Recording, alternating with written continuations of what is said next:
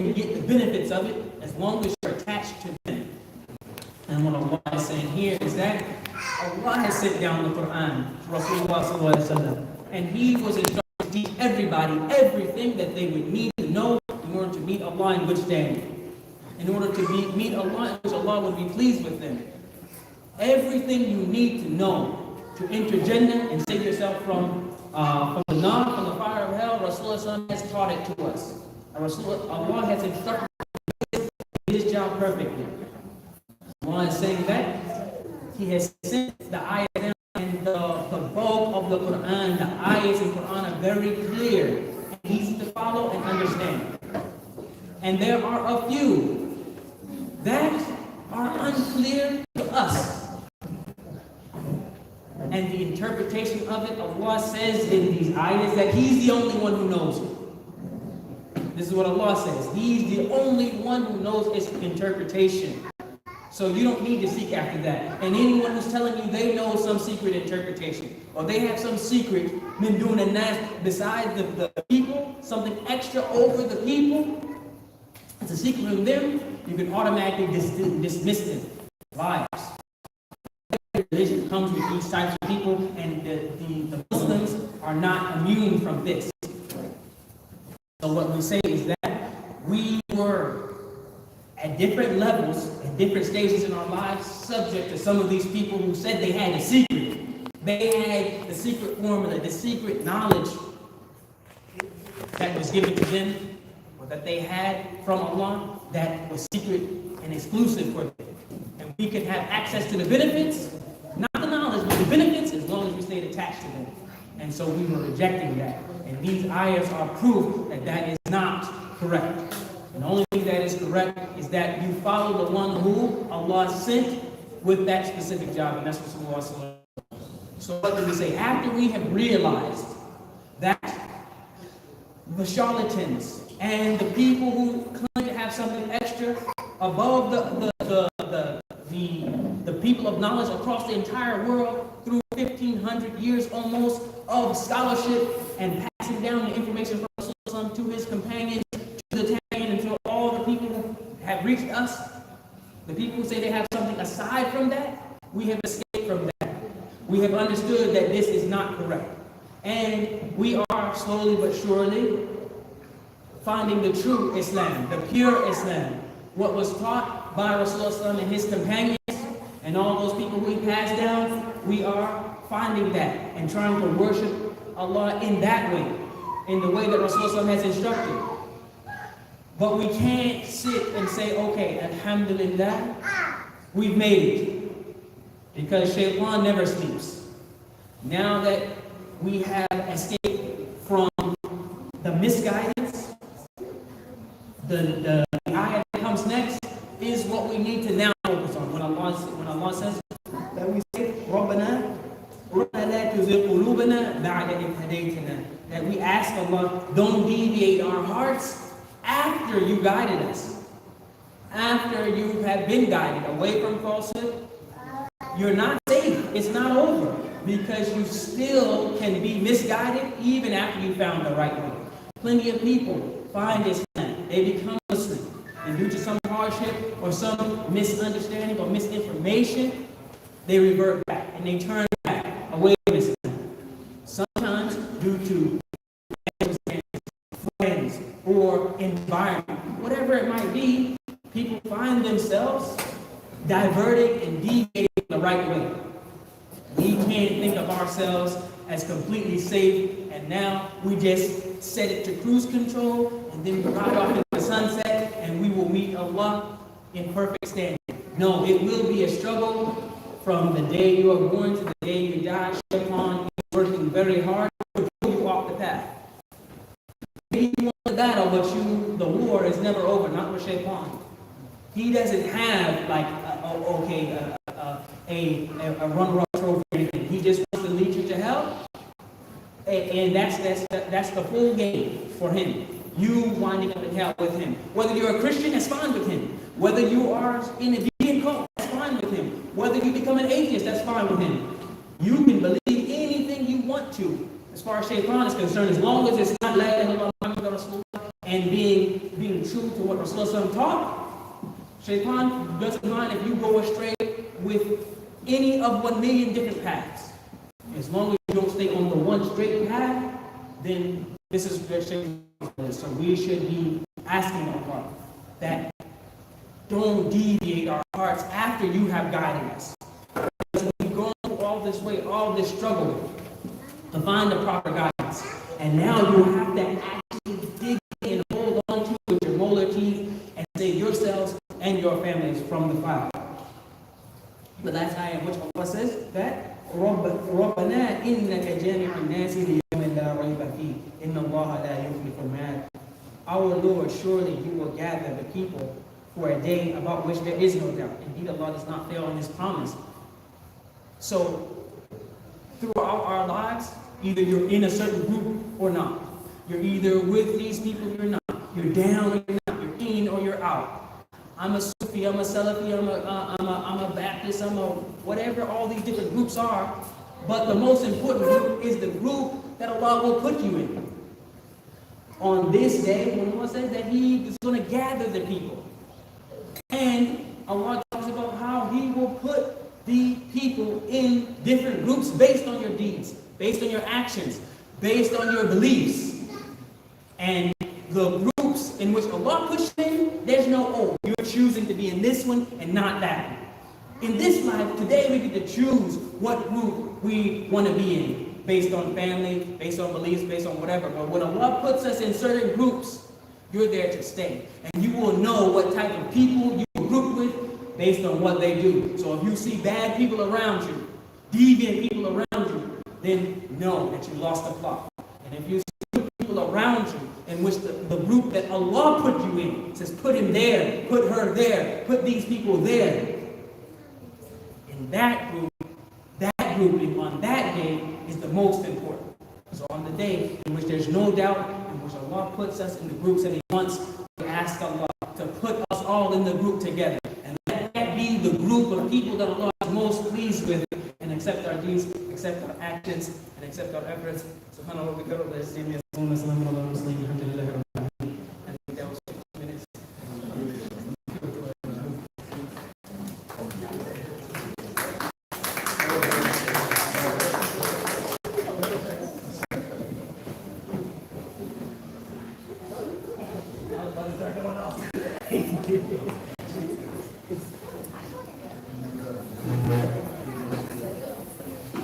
Alhamdulillah, shukran Mubarak for that.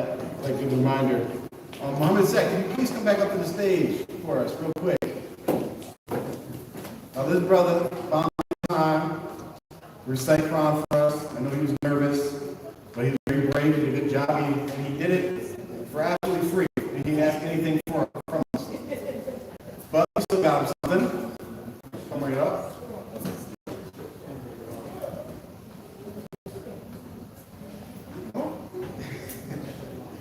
So it's a $25 gift card that you can use for whatever you want, Roblox or whatever. Who knows what you guys do, you know.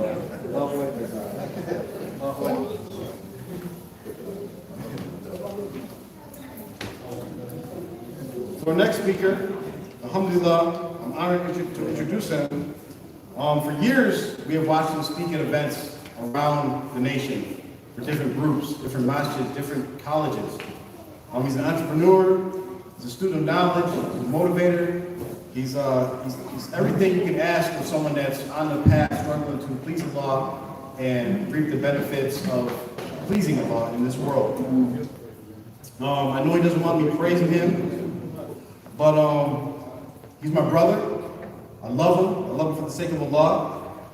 Not only because of his commitment and his love for Allah, Rasulullah and his deen, but also because he's one of the main factors that Allah used to guide me away from the falsehood that I was involved in.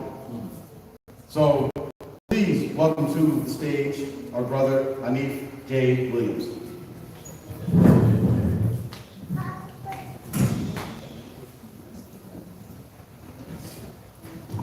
Alhamdulillah, salatu wassalamu ala rasulillah wa ala alihi wa sahbihi tasliman kathira. Rabbi shrah li sadri wa yassir li amri wahlul 'uqdatan min lisani yafqahu qawli.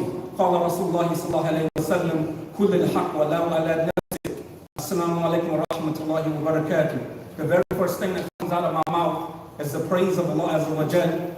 Following this is the salam and salawat, the one that He elevated and the one that He told the entire world that He favored. That's khayrul khalqillah, khayrul khalqil anam, and all of these different attributes which the Arabic poets, when they're praising the Prophet ﷺ, they mention all of these things about the Prophet ﷺ, and then they exhaust themselves. They say even if you come up with an adjective about the Prophet that is good, this still will not be able to reach his merit. Muhammad ﷺ, and of course his family, the blessed Ahlul Bayt, and after them is the companions, the illustrious companions, the Sahaba and the Sahabiyat, the ladies' companions, especially the four vanguards of this deen. No one would be Muslim without these four: Abu Bakr, Umar, Uthman, and Ali. Ridwanullahi ta'ala alayhim ajma'een. And the Prophet ﷺ highlighted two other generations after them. So we repeat what the Prophet ﷺ said, and the generations after them, and all of the ulama that have done their best to preserve this religion without taking anything away from it or adding anything to it. And all of the Muslims into the day of Qiyamah, we greet you with the greeting of Allah Azza wa Jalla and the greeting of Jannah. Again, Assalamu alaikum wa rahmatullahi wa barakatuh. I ask Allah Azza wa Jalla to make my speech very, very clear. And this is a statement that I will be making. This is an R2F comment, but what I will say is my own independent ijtihad and opinions, and it's from what the scholars have taken time to be patient with me. I wasn't the best student. I started very, very, very late because of my guidance outside of the perfect cult that was led by Mubarak Jilani. We ask Allah Azza wa Jalla to guide all of those people who are in TM away, and we ask Allah Azza wa Jalla for His justice to descend upon Mubarak Jilani. This is a statement that I am making. Why? Because Allah Azza wa Jalla called Himself Adl. He's Adila. He's the one. We did not say that we want people to go to hell. We did not call people dogs. We said that we want Allah Azza wa Jalla's justice to descend upon Mubarak Jilani the way Allah Azza wa Jalla sees fit. So on the day of Yawm al-Qiyamah, if Mubarak Jilani is to come before Allah, and Allah Azza wa Jalla wants to wipe his slate clean, wallahi, we will praise Allah Azza wa Jalla for this.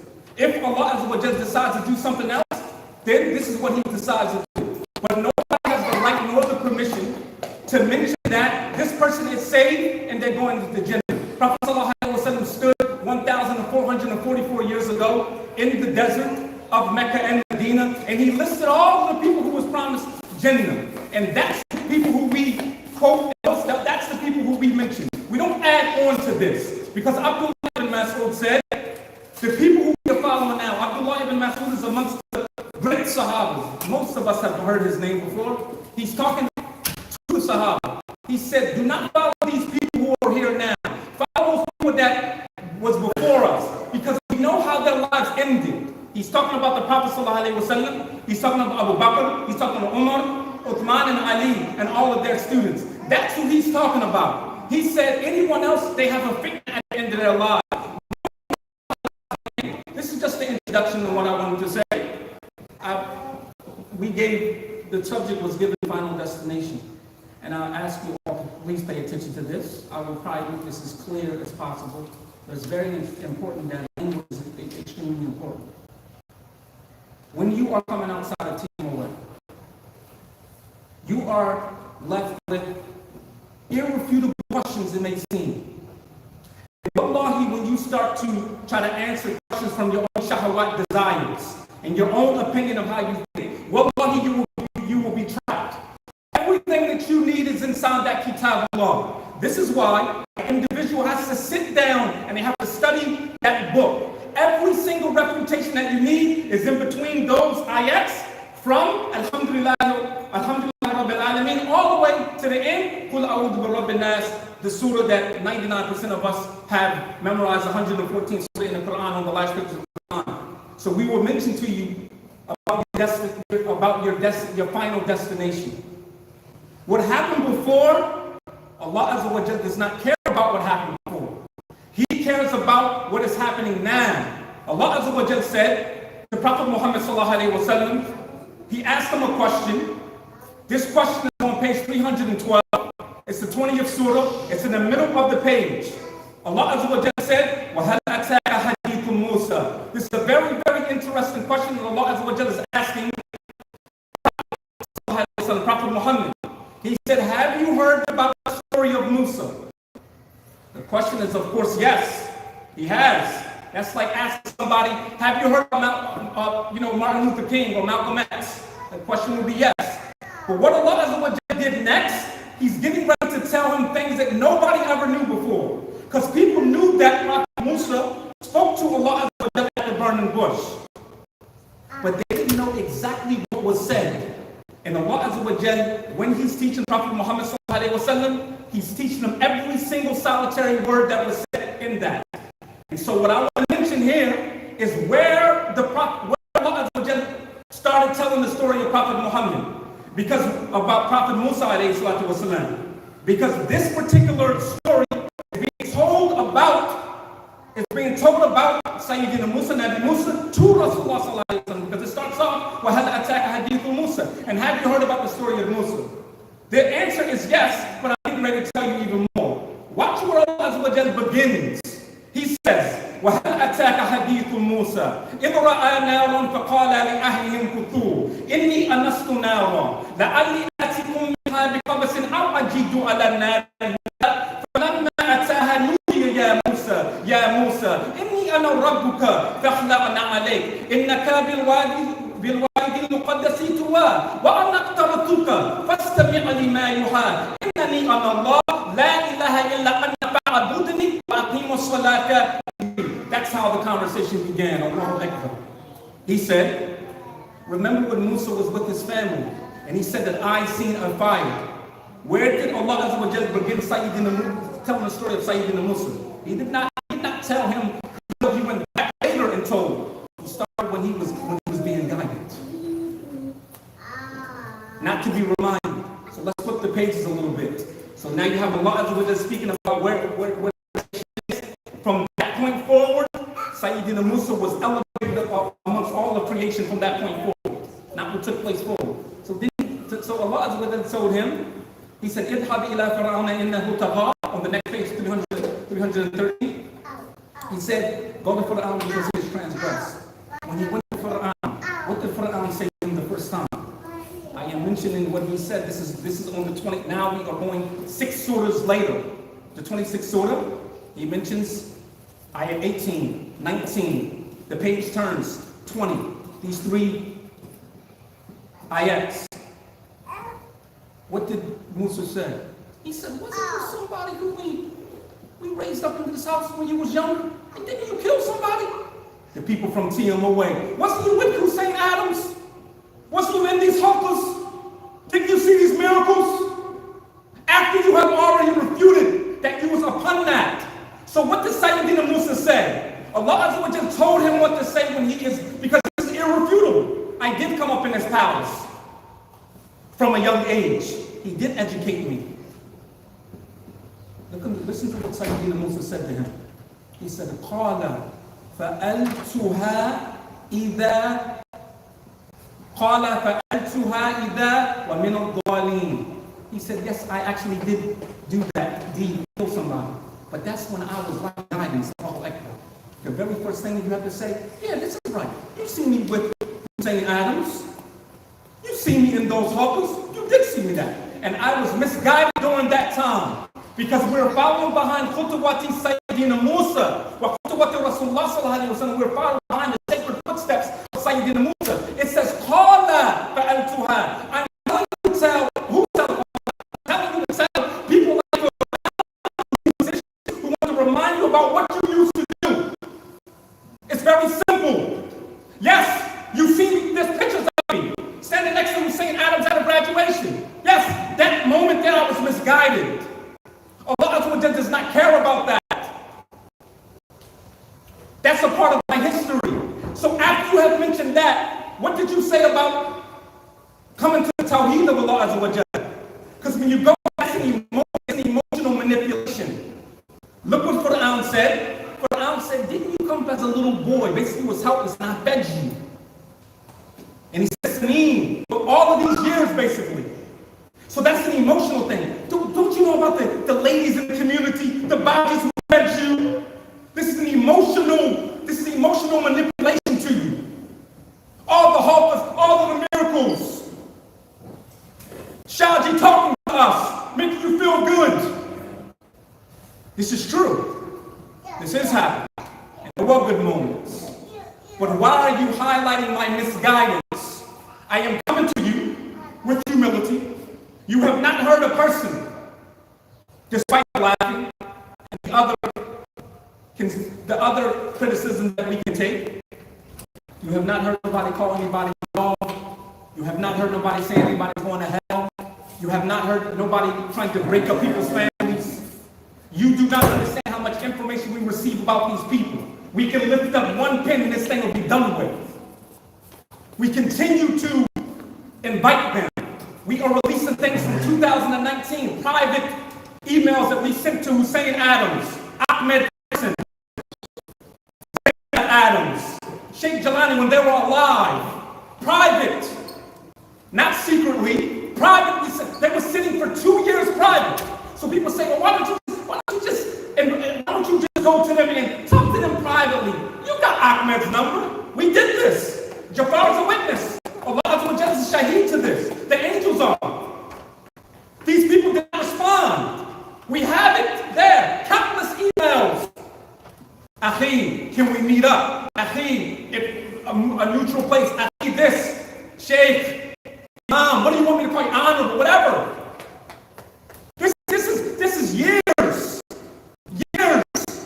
of us advising them. So now this little bit of pressure is on. So let me explain something to you real quick. I haven't applied no pressure. I have not applied any pressure yet. So now there's no speeches at the men's and women's retreat. The first time in 40 years. Because you are worried about being on R2F. You should worry about going before Allah on the day of Yom Qiyamah. Did you hear what Sheikh Malik said about how Allah would divide you into categories? It's on page 5. It's on page 599 in Surah Al-Zalzala, the 99th surah. Allah says, إِذَا زُلْزِلَتِ الْأَرْضُ زِلْزَالَهَا وَأَخْرَجَتِ الْأَرْضُ أَثْقَالَهَا وَقَالَ الْإِنسَانُ مَا لَهَا يَوْمَئِذٍ تُحَدِّثُ أَخْبَارَهَا. This is what Allah is saying. يَوْمَئِذٍ تُحَدِّثُ أَخْبَارَهَا. This is what Allah is saying in Surah Al-Zalzala. And then he says, يَوْمَئِذٍ يَصْدُرُ النَّاسِ أَشْتَاتًا لِيُرَوْا أَعْمَالَهُم. This is the day that I will gather all of humanity together. And I will divide you up based on what Sheikh Malik said. I will divide you up based on your deeds. You call the Muslim a dog? With what Salihin, what pious, what Aqlul Bik ever talk like this? Show me one. Say that a Muslim who makes sajda, who believes in Allah, who has parents that they love, will call somebody a dog and say going to hell. Who talks like this? Show me any of the Jelani, Sheikh Janad Baghdadi, Rahimahullah. You show me any Salih, show me one evidence, one hadith that the Prophet ﷺ talked like this. I know I'm beyond my time. I ask you to be patient with me. This is very important. You show me one that talked like this. You are the Mujaddid of the century. You are the one who has all of the knowledge. You show me one Sahaba that ever talked like this. This person's going to hell. This person is not. Break up this piece of person's family. When did you ever see the Prophet ﷺ ever do this? Whenever. Who are you following? Wallahi thumma billahi. We make these statements. And we make these statements mukhtasar to be clear. We will abandon our own fathers and mothers to follow the Sunnah. We don't follow men. We don't do this. The virtue that Sheikh Jelani and the potential that he had, that was ruined for whatever reason. We don't know what's in his heart. We're looking at his actions, what's apparent. But they don't look at our actions and what's apparent. They say we know what's in their hearts. See, it's opposite with the people of the Quran and the Sunnah. We don't know your actions. If Allah chooses to forgive you, as I mentioned, He can forgive you if He wants to. Yeah, figure this out. This is not something that's going to make us upset. They don't want us to be forgiven.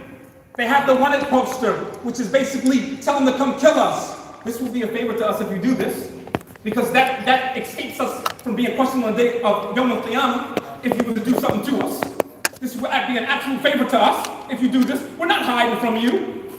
The address was printed on this flyer. You know exactly where we're at. We're not hiding from anybody. Sheikh Mubarak mentioned in Surah Ali Imran, Allah Azza wa Jal said, nothing is hidden in this dunya from anybody. So all of this secret coded stuff, everything is clear with us. So I wanted to mention this to you, the last statement that I wanted to mention, and I wanted to thank Sheikh Jafar, and I love him too. He was the first person that I loved for the sake of Allah.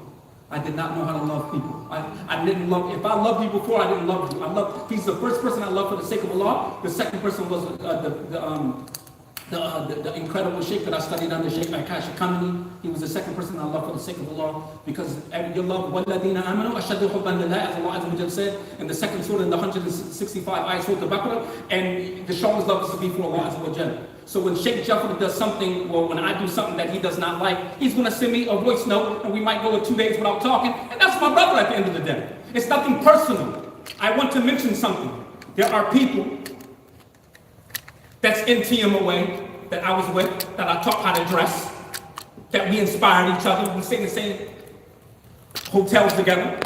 And I'm too shy to even mention their name, not because some of their family is here, because of the love that I still have in my heart for them.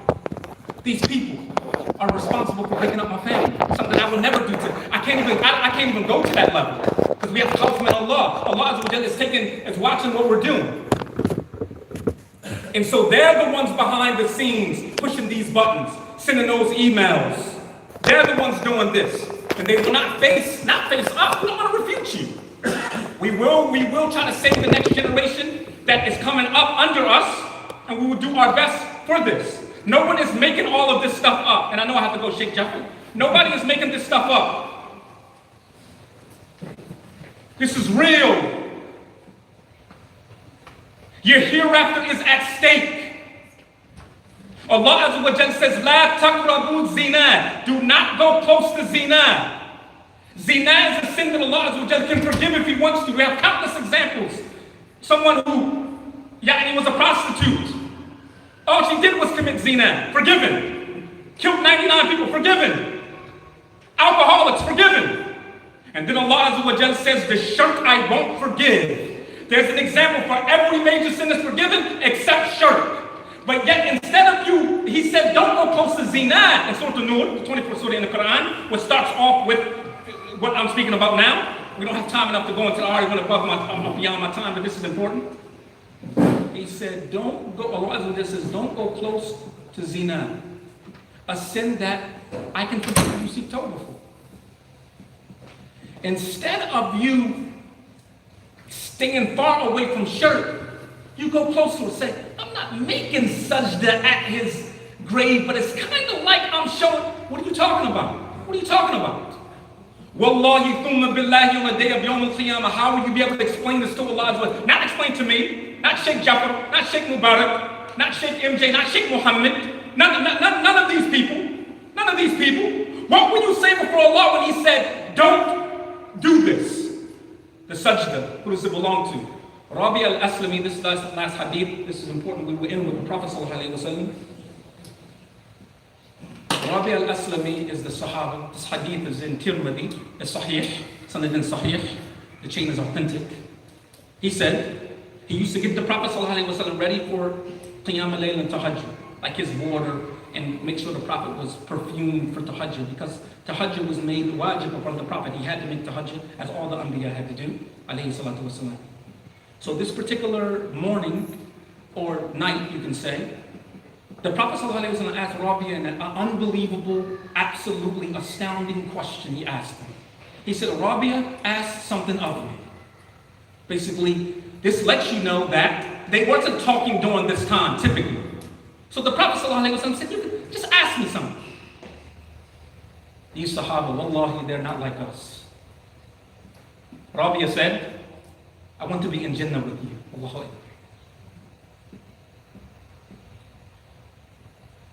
Prophet ﷺ, he said, Awa ghayru dhalik? Is that all you want? He says, Naam, this is all I want. Prophet ﷺ said, فَإِنِّي عَلَى نَفْسِكَ بِكَثْرَاتِ السُّجُودِ. Help me with what you just asked, so we can help me with your request by making a lot of prostrations to Allah. I want you to think about this when you see somebody going to sajda at somebody's grave. The Prophet ﷺ did not say, here's my hand, put it in here, I will take you to Jannah. That's not what he said. You see how he's teaching them Tawheed? He said, me and you both, us both. He didn't leave him out there by himself. Let's both make, can you imagine being shoulder to shoulder with Prophet Muhammad ﷺ? Because wallahi, when the Prophet ﷺ says, oh Allah, it goes up to the heavens. By the time the Prophet ﷺ gets finished, it's immediately answered. Rabia will be in Jannah. This is no question about it. Because the Prophet asked him for this.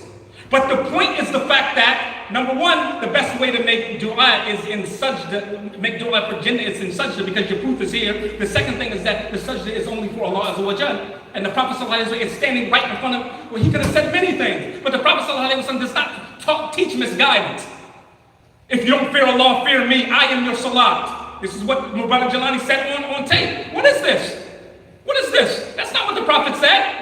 The Prophet said, فَإِنِّي عَلَى نَفْسِكَ بِكَثْرَاتِ السُّجُودِ. This is what I wanted to mention to you. I want to apologize to y'all because I went beyond my time, but I'm excited to see, obviously, my big brother Dawood is here, mashallah, and other than them, some of the people I watched grow up. Sheikh Jaffer, please excuse me, I do see brother Naji and everybody like that. أقول قولي هذا أستغفر الله. السلام عليكم ورحمة الله وبركاته.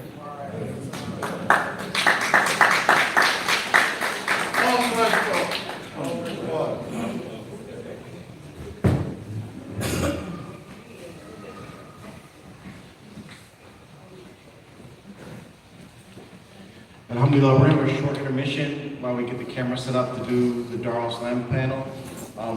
We have one mic, so we're going to have to figure out how we're going to take questions from the crowd and then give the mic to the people on the panel to answer the questions. So you need to use the restrooms, get a drink. You have about 5 minutes to take care of that.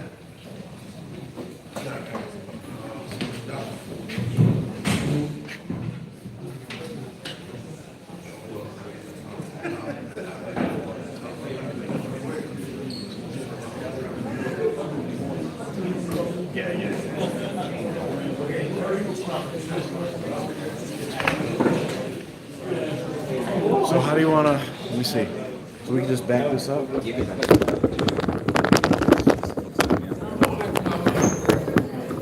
had to handle the question thing. Just have what we should ask the question line to be there. Okay. And the microphone stays on that side and then we'll talk. Okay. And then ask the question. Gotcha. Okay, we got one sister coming up here, so we'll just, gotcha, so.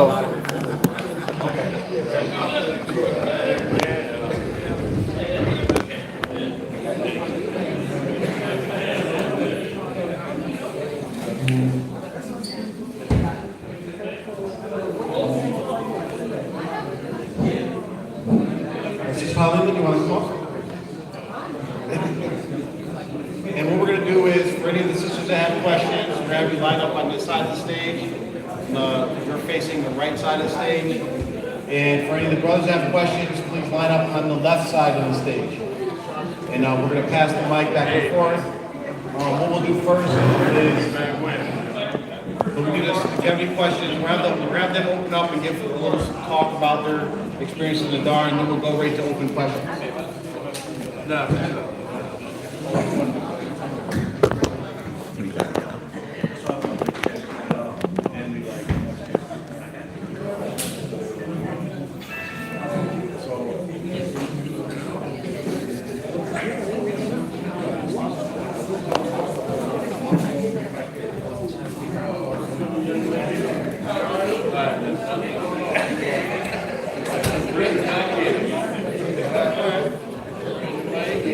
Little less ghetto. Right. It's all good.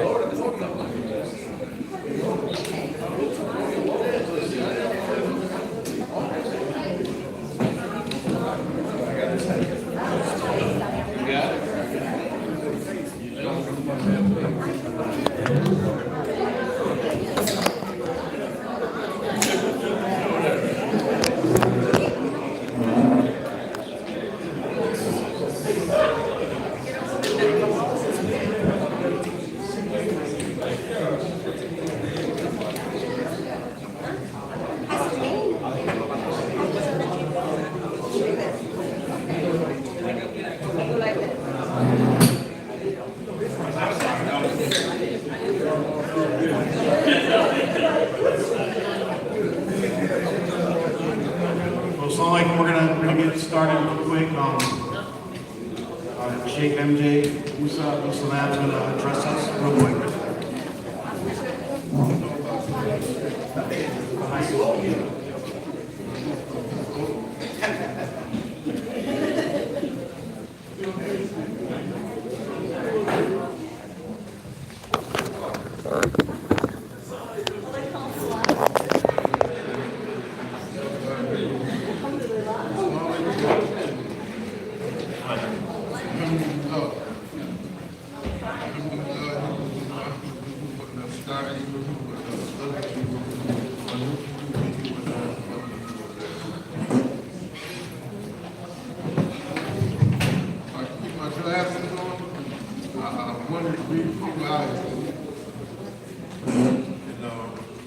Being a little shame around these young guys, I wasn't going to just read them in English, but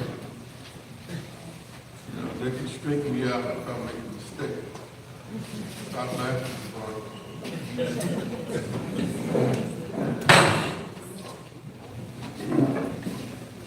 You need that now. I always be glad you can say the Lord is you. I'm glad you want to learn. عما يتساءلون عن النبأ العظيم الذي هم فيه مختلفون كلا سيعلمون ثم كلا سيعلمون ألم نجعل الأرض مهادا والجبال أوتادا وخلقناكم أزواجا وجعلنا نومكم سباتا وجعلنا الليل لباسا وجعلنا النهار معاشا وبنينا فوقكم سبعا شدادا. In the name of the Lord, beneficent, the merciful, where do they question one another? This sort of novel is sometimes translated as the news. News. Because in the story it gives us good news, tells us about it, and the bad news, tells us about the bad news. And the Lord Subhanahu wa Ta'ala says, it is of the awful tidings concerning which they are in disagreement. Nay, but they will come to know. Nay again, but they will come to know. Have we not made the earth an expanse and the high hills anchored down? Of course, we know about this in science now, and before we didn't understand when the Lord told us that the mountains were anchors, to hold the earth together. They was anchors, but we didn't understand that now, but the science has caught up with it.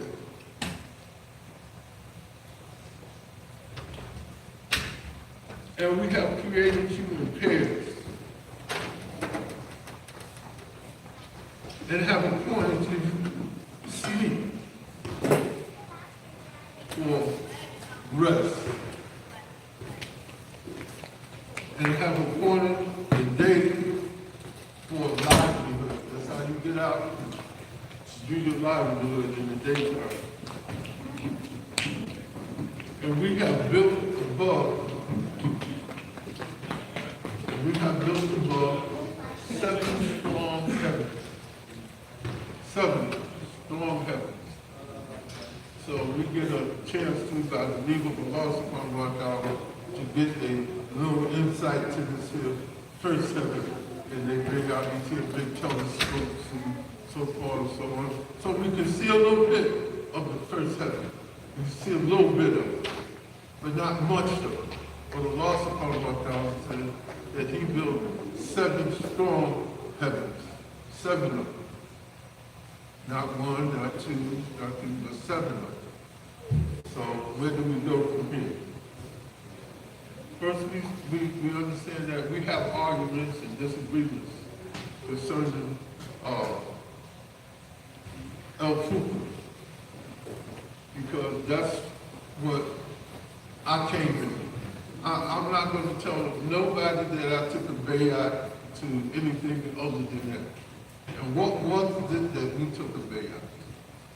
We took a bayat to go fight jihad, peaceably,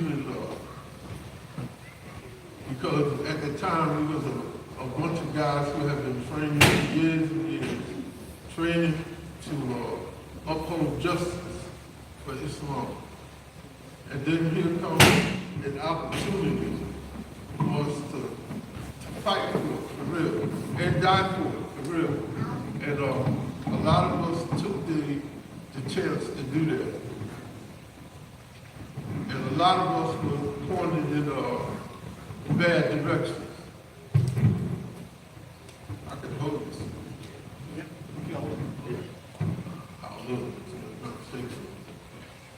A lot of us are pointed in bad directions. And we have some examples here, like Dawood, your father. He was in the first unit that we had that was sent out. It was a bad direction. Alhamdulillah, that it didn't become something else.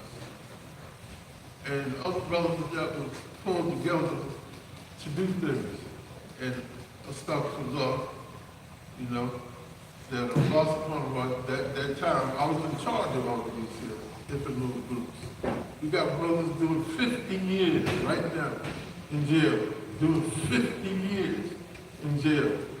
And nobody, after they was busted for doing these here acts that they believed that was the right thing, nobody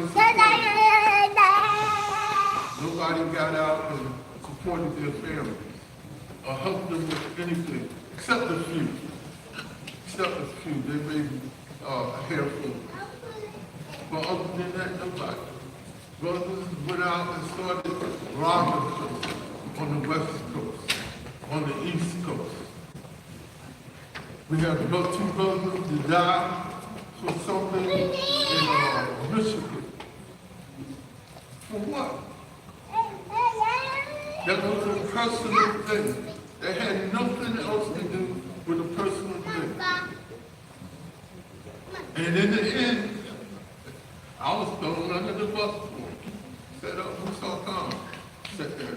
Musa Khan had nothing to do. He said, I'm telling you today, I ain't nothing to set up nothing. I ain't do nothing to kill no Muslims. The Muslims that did get killed, and there were some, even from this Jamaat, that was killed by this Jamaat. And I'm not putting no names on anybody, but that was assassinated at this Jamaat, who I didn't believe at this time and at that time. And I refused to take part in it. Even during that time, that I didn't believe they did anything so wrong that other people were getting 10 lashes or 50 lashes, which was already established, but they get their throat cut for the very same thing. And it wasn't nothing public, so nobody benefited from it. And whenever you were given punishment, it's made public, so the public benefits from it. If lashes are given, it's made public so that the public benefits from it. If a person is stoned to death, it's made public so that the public benefits from it. If the public does not benefit from it, then why is it done? Who benefits? The person that's being killed should definitely not benefit. And the other thing is that we watch these here people telling people, hey, if you committed a sin before Allah, then confess your sin. This is a trifling thing.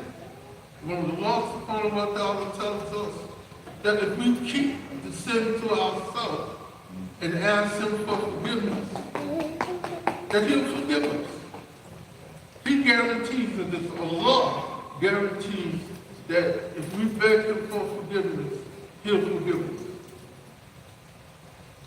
So who is it that can forgive us or ask or tell somebody, tell me and I'll forgive you? Nobody forgiveness means anything. Okay? Things got real shaky with me and Sheikh Jalani. So he sent that guy there to hit me. But he was my friend. And he worked hard on a lot of things, so he let me know right away. But they also sent the Duke to get him. But they didn't have the, I don't know what the word I would say, they didn't have the courage to go forward. They did a little sneaking around behind them and stuff like that, but they didn't have the courage to go through it. And alhamdulillah, they didn't, because then that would have caused a landfall of other things to go on. Because then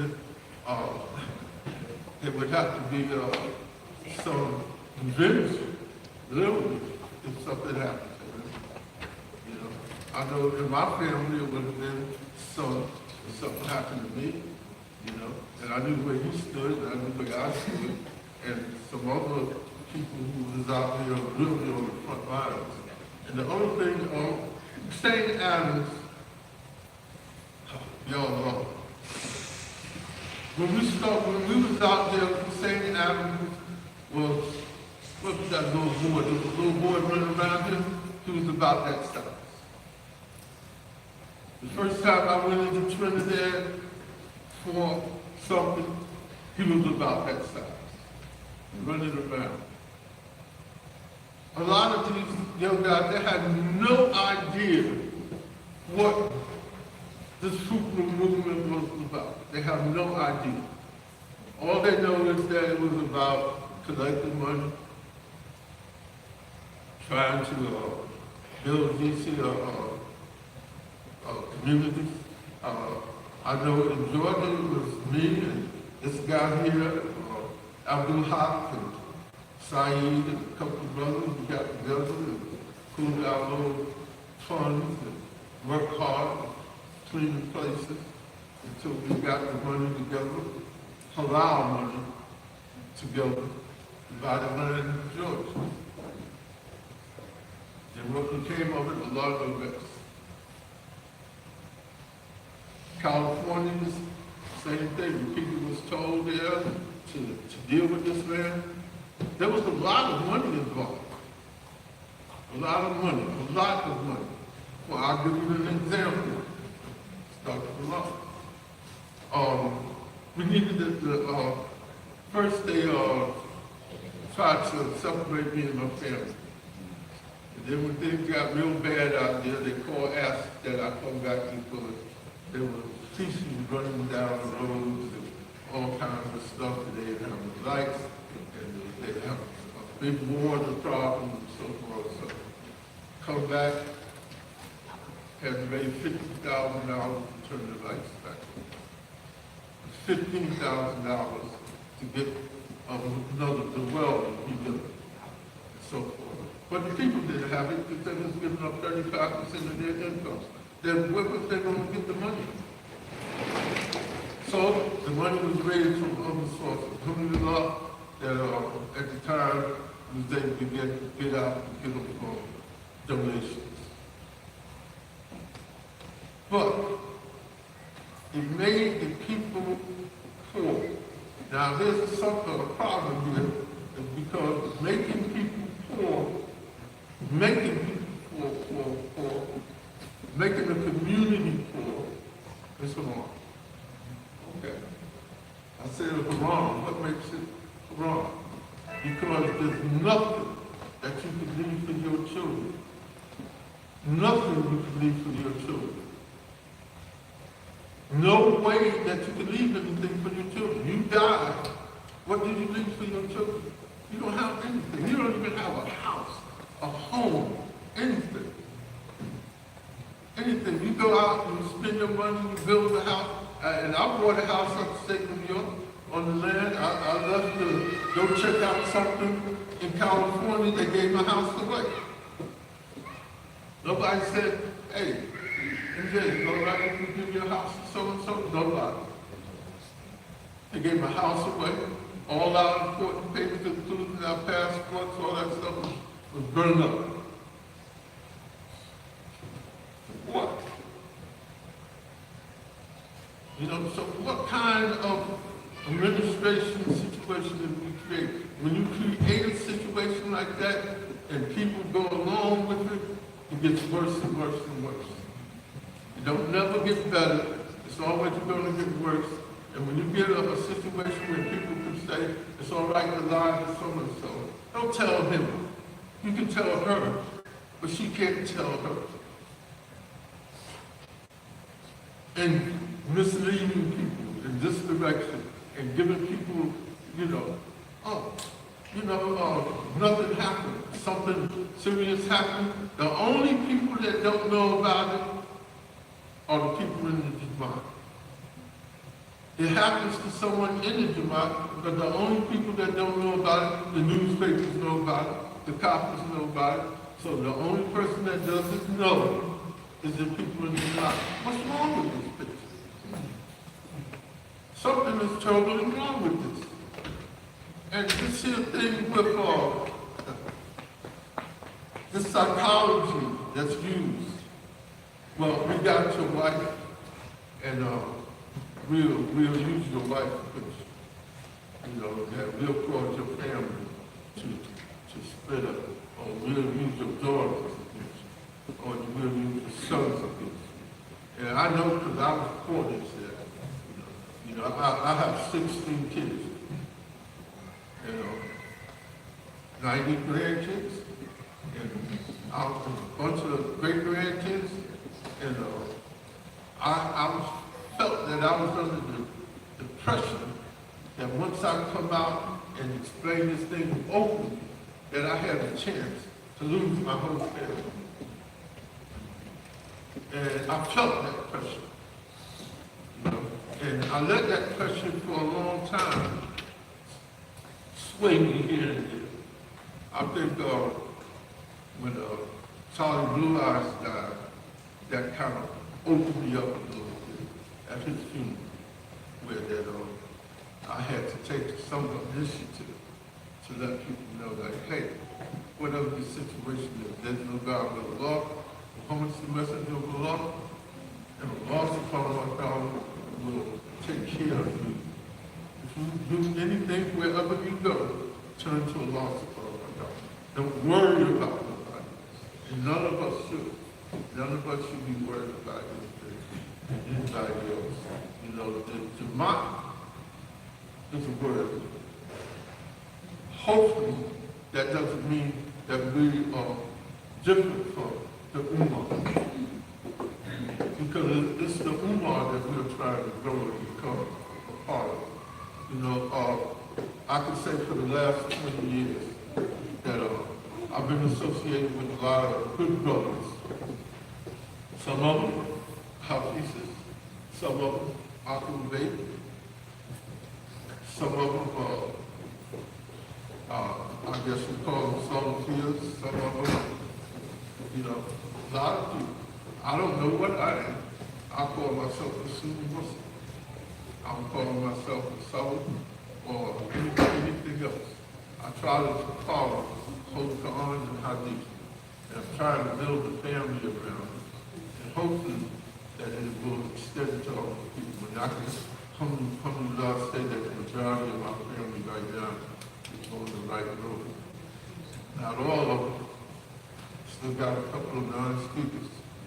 But majority, so everybody should be patient and understand that everybody has something that they want to get out of this TMOA. And by the way, I didn't even know what TMOA was 2 years ago, when I went on that program. I didn't know how to stop. I'm living with people who going through all of these here things. I didn't know what GMOA was, what that stands for. You know, I didn't know. I was like out of the loop. You know, completely out of the loop. You know, so I'm just saying, you know, for the sake of Allah and His holy messenger, sallallahu alaihi wasallam, you know, and by the way, I love optimism. I hope everybody does, but that don't make me be in love with Abu Jahl. You know, he was out there too. You know, he was the Prophet of Islam's uncle. And who was close to the Prophet of Islam? Was it Abu Abbas? Was it his nephew Ibn Abbas? Was it his cousin Ali? Who's close to who? Have people been paying attention? You know, there was a vast movement at one time in Islam. You know, they followed Abu Bakr because they was following the vast movement. You know, but we should be following the law, subhanahu wa ta'ala. And whatever good comes from these people, alhamdulillah. I know a lot of Abu Bakr is good. I hate to say it that I know people that are not so good. I'm not following nobody anymore unless I see some good in it. Now, I wanted to first get up here around a bunch of ideas and a bunch of ideas and confuse people, but that's not what I need. What I need to do is try to make things plain because I know this is going to go beyond here. Look, as I said before, 17 times a day we stand up before Allah. We make an oath to Allah. An oath. We say, Iyyaka na'budu wa Iyyaka nasta'in. All of us, whether it be GMOA or whether it be any Muslim, we do this, we take this oath. And then some people, they go to grave sites and they sit down and they get flowers and stuff around their neck and they sit there and then they say, oh, Sheikh so-and-so, you know, I got these here problems and could you help me? Straight up, sure. I know I did. The Lord knows that I did that. Not at one great site and stuff, love, you know.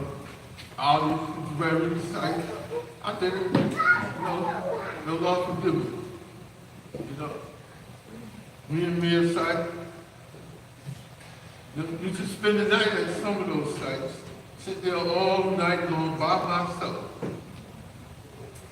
And you see little places in the back at people's graves.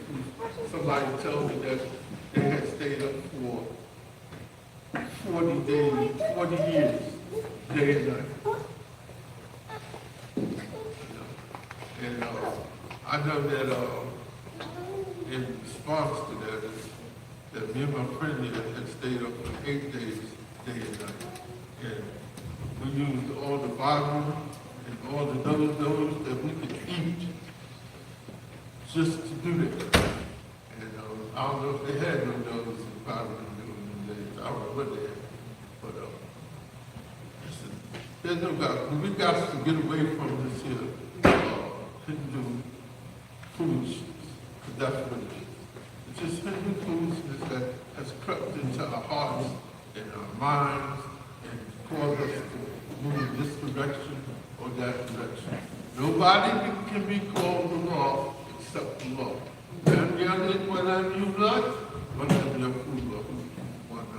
It ain't nothing can be described. No situation, nothing is like Allah. Allah subhanahu wa ta'ala is alone. Allah is alone. because there's no partners, there's no nothing, there's just the law.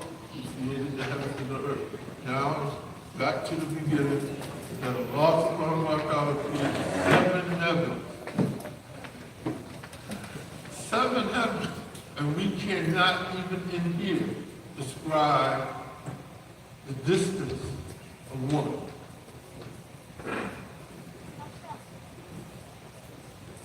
Not even one. I mean, who can describe 13.5 billion light years?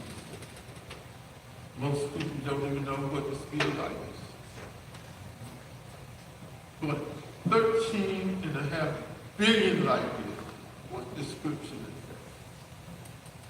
that? What is the book of? And the other thing is, please, don't think you can understand the law. You can't. Don't sit around thinking, oh, well, you know, a lot can't understand the law. So the only thing that you can do is obey the law. So there's no way that you can understand why Allah does anything. He does what he wants to do because he's the law. And we accept it because we believe in the law. And actually, I better say that. But anyway, I love y'all. May Allah bless y'all. And I'm telling you, that little boy looked just like Hussein Adams.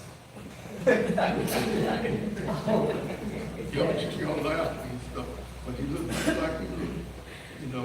You know, I remember trying to run around, I remember being bit up by mosquitoes and stuff, out there in DC, little crazy places out in Trinidad. May Allah bless him too, and I hope that he decided to come forward. May Allah bless everybody. I'm lawful something else say,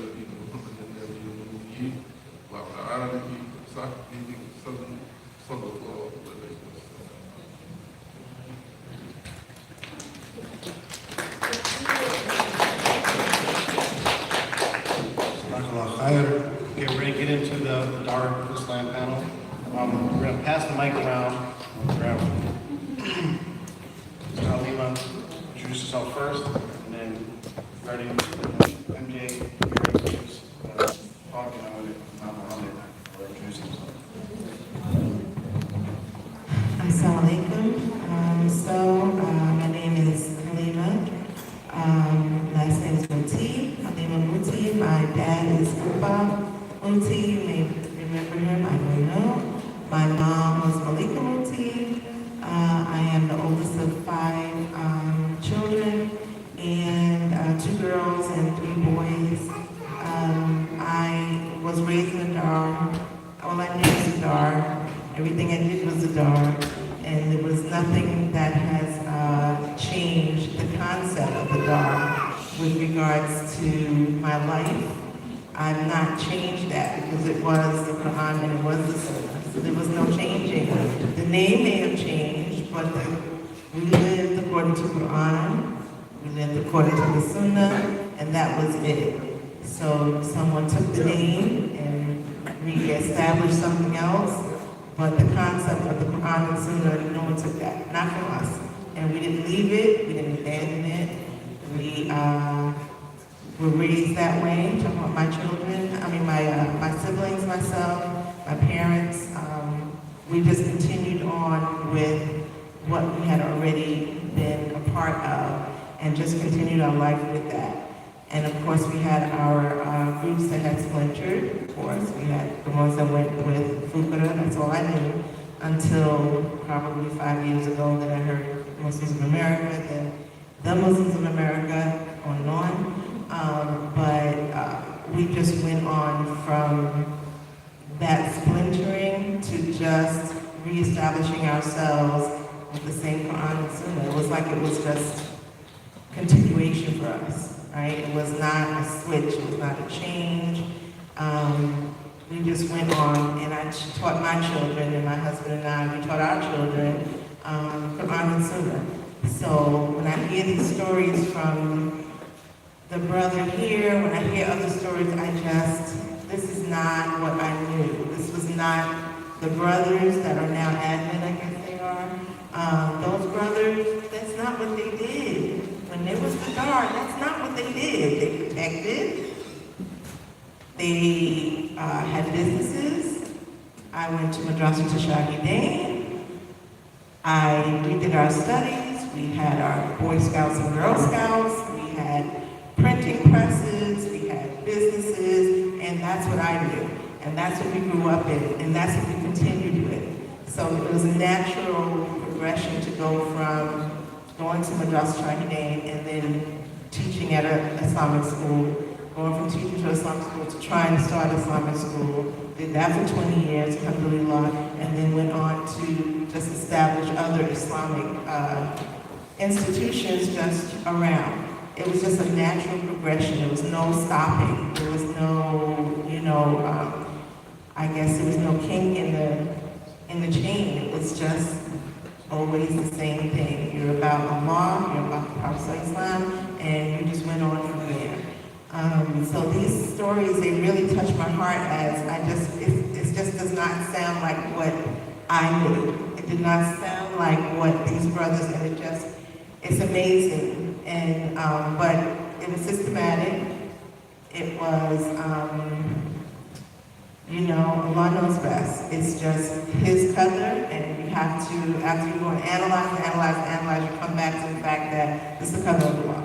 And whatever happened, and it's just now you have to grow from this. You have to be able to step out and say, it's time. There's something that always sat with me when I hear, I guess, people of TMOA who always talk about Prophet Musa alayhi salam, and the fact that he, Khidr was told to, told Prophet Musa alayhi salam that he's to hear and obey, and that was like the basis of everything was hear and obey, and that was always used. And I'm saying there's so much more to Prophet Musa's story, alayhi salam. It was so much more. I'm like, how about you guys concentrate on the fact that Allah allowed them to wander for 40 years because of the worship of the calf? Guess what? It's 2022. In my book, that's 40 years. So it's time to roll over. It's time to roll over. I don't know what else I can, but this is the only thing, and I'm saying there's so much more that other than hear and obey. I mean, alhamdulillah, hear and obey, yes, of course, but there's just so much more to it. But anyway, if you have any questions for me, now remember, I was young, just a toddler. No, I wasn't a toddler, but maybe 14, 15 at the time when everything splintered for me in my life, in my world. And my story is going to be way different than, say, Brother Ali Muhammad, because he was a full adult when everything splintered. So my story is going to be way different than that. But if you have questions, I'm certainly able to answer what I can, inshallah. Shukran.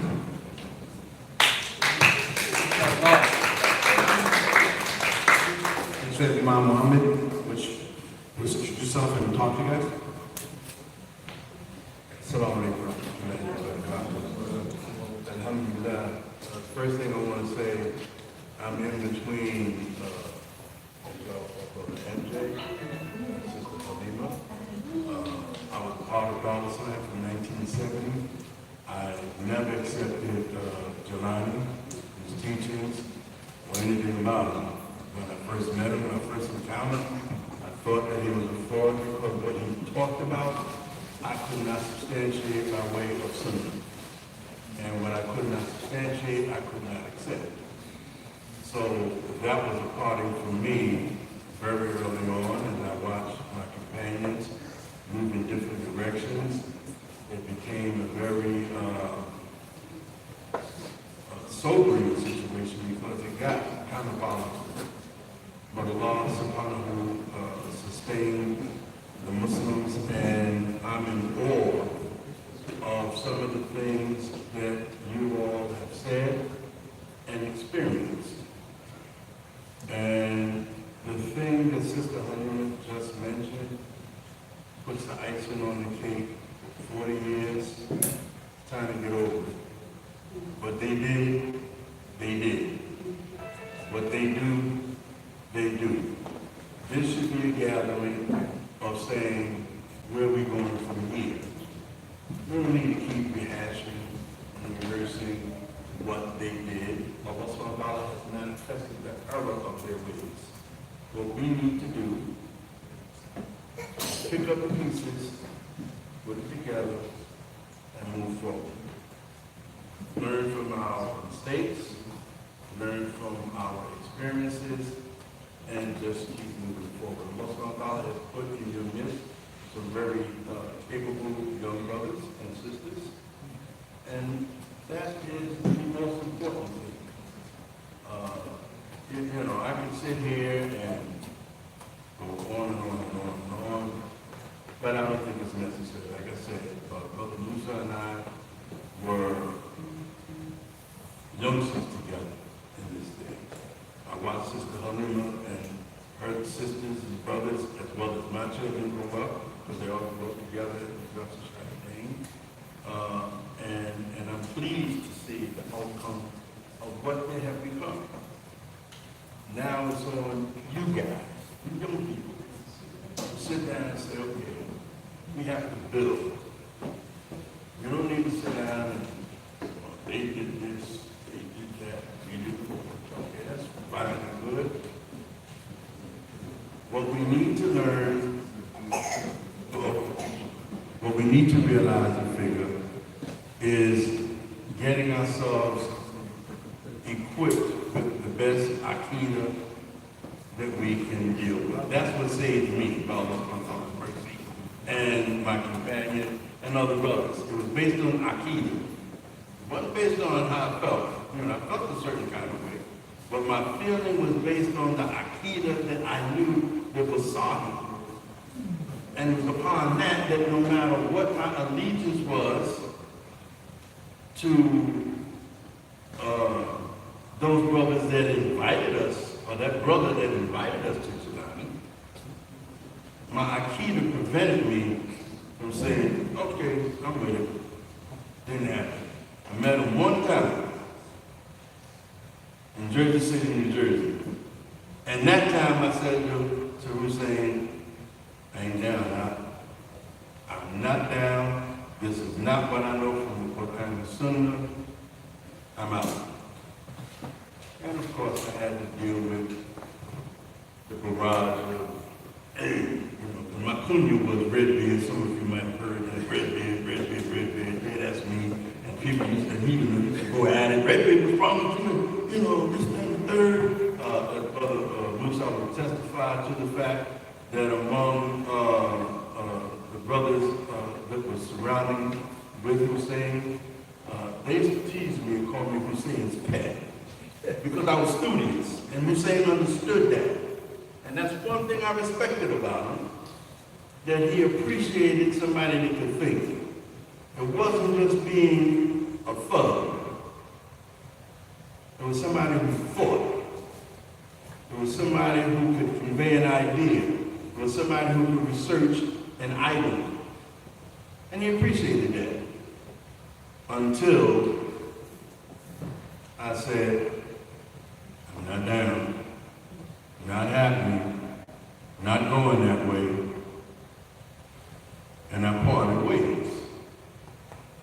And there was no fear about it. We just kept learning and producing, learning and producing, learning and producing. And alhamdulillah, I am elated and honored to be in your presence today. Don't take that light. That's a big item for me. I'm honored to see it. I'm honored to know it. I'm sad that some of you had the experience which you experienced, but take your experiences as a learning tool.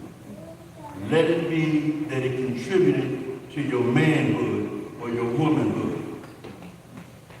Don't sit down and beat yourself up. Allah subhanahu wa ta'ala brought you to this point, and like Sister Halima said, and I couldn't have said it any better. After 40 years, people had to wait for me and say, okay, what are we going to do now? Musa was born. We wandered in the wilderness for 40 years. What are we going to do? And going forth now is going to be for what we do for these real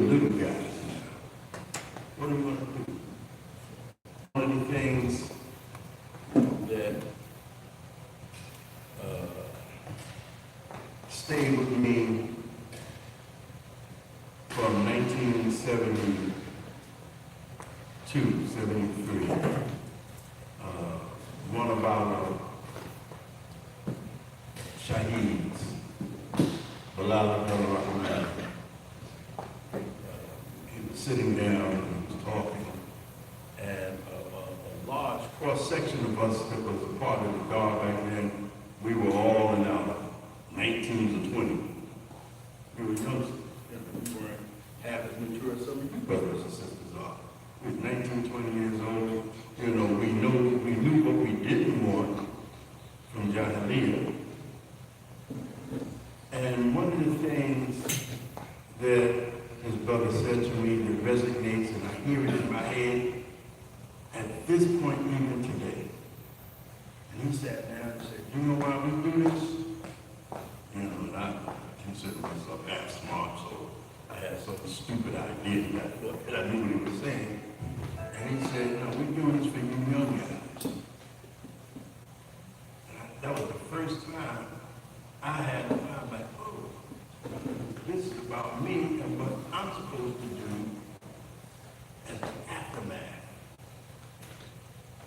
And this is where you at now. You got these young brothers who are saying to you, and they're saying it very eloquently, by way of deen, by way of Quran and Sunnah.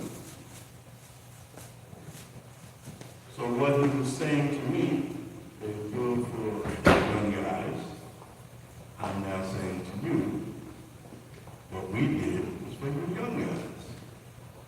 And as Sister Hillary pointed out, yes, we had businesses, we had stores, we weren't just thugs. You know, one of the things that Dog Slam prided itself on, back then, we, in addition to businesses and other activities, we had what was called DIMSA. Nobody don't know what that acronym is. DIMSA stood for Dar es Salaam Muslim Student Association. It wasn't about just being knuckle draggers, walking down the street like Neanderthals, as some people have been told. That's just what Dar es Salaam was. No, it's just a bunch of thugs. As I used one term in one of the interviews on at R2F, I said, yes, the Dar was bellicose. And one of the brothers said, I don't know what that means. Bellicose means to be aggressive, to be agitated. And that bellicose spirit was against not people, but kufr, nifaq, and bid'ah. It was about against all of that. So Dar es Salaam was very, very bellicose, very warlike, very antagonistic to kufr, against hypocrisy, against infidelity. All of these things. Don't let anybody rob you of the honor of your legacy of your birthright from Dar es Salaam. Never. If it weren't for what Allah subhanahu wa ta'ala allowed Dar es Salaam to do, we have to ask ourselves, where would we be right now? Where would we be? When I was young, you couldn't just go to a masjid until I met Dar es Salaam. And you could push that button any time of the day or night. And somebody said, Assalamu alaikum. Alaikum salam. And that buzzed you in so you could make salah. You can't do that today. With all of the magnitude of Muslims all over the place, and all of the money, and all of the books, and all of the highfalutin brains that they got behind them. You go to the masjid after the Maghrib, after Isha, it's a business. It's a business. You gotta wait till maybe 5 minutes when you open the door. If not, you gotta wait until 7, 8 o'clock in the morning at business hours. You don't hear among the masajid of the adhan 5 times a day, not just in the building, but out on the street corner. People heard that. And that was a call. It was a courageous calling. It was a bold calling. Even to the point that the local police used to tell the kuffar, you don't go down that street and do nothing that you're not supposed to do. Because we were very serious about protecting the sanctity of who we were, where we were at, and what we were doing. So don't let anybody sit down and say, you don't have the capacity to do this, that, and the third. That was a strategic thought executed on a military basis. The teaching that warfare, first thing you try to do is conquer the intelligence mechanism, you conquer the women, you conquer the children, and whatever was is no more.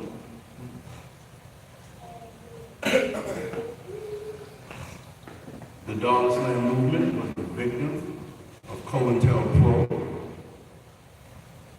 We were the victims of that. They strategically sat down and said, them guys over there on 52 Herkimer Place, we got to control them, we got to contain them. They were saying it then, they're saying it now. So you come from a rich legacy, an honored legacy. And I'm proud to say that I was a part of that. And that I knew nothing outside of that. When people started going different directions, the only thing we could do is just make dua that Osman Allah would return them to where they were. And you know, if they did, they did. If they didn't, they didn't. But, you know, and I don't want to keep going on and on and on, because I know you have questions that we can probably answer more directly to. But don't let anybody, and I can't emphasize this enough, you don't hear nothing else I say. Don't let anybody tell you that you came from a worthless situation. That was not the case.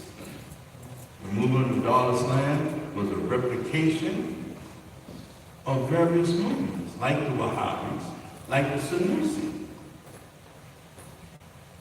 The Sanusi movement of Sheikh Shibu Uthman ibn Fudi in Africa.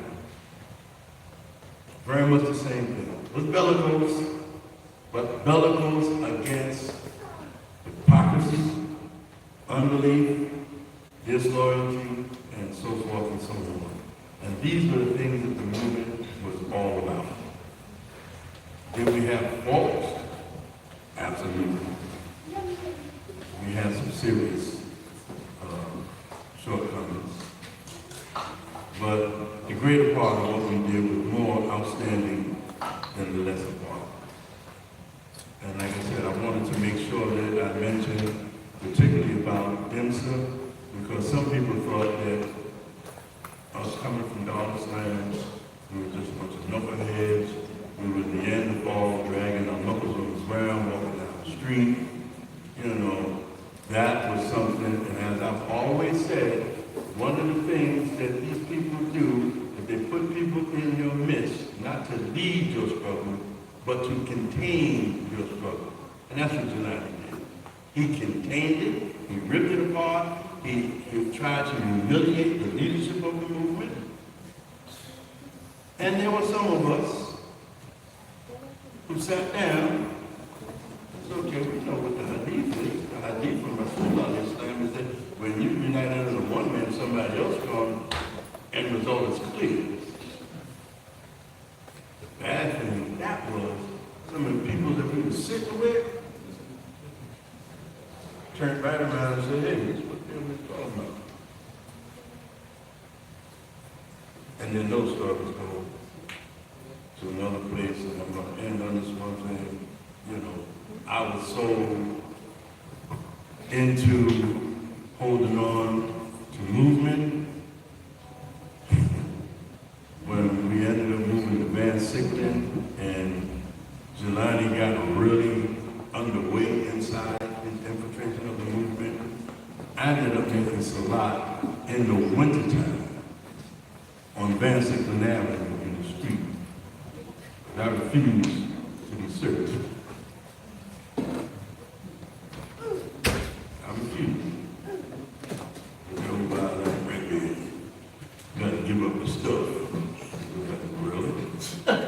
Watch this. And I went back to my car, got a prayer, rolled it out on the ground, and prayed right out on the ground. My own attitude was, you know, we're gonna play that game, and if we go down, I ain't gonna be the last one. And they left me alone after that. My lost my God's mercy. But you have to stand your ground based on your conviction of your aqidah. I can't emphasize this enough. It's got to be about your aqidah. You've got to have solid aqidah. Without it, you will be subject and vulnerable to any room and wish of any magician that come down the street. One of the things Imam Yafi used to always say in some of his khutbahs, he said, man, if you see somebody flying down the street in midair, if he's not calling to the Quran and Sunnah, do not follow. And this is reality. Do not follow. Know your situation. You know, if you one mission, if I can issue out a mission statement to people, every brother and sister in here should commission themselves to learn 40 hadiths with full Islam. And I don't mean everybody go get the book of 40 hadiths and learn those 40 hadiths. But everybody learn 40 different hadiths with full Islam. That protects your community.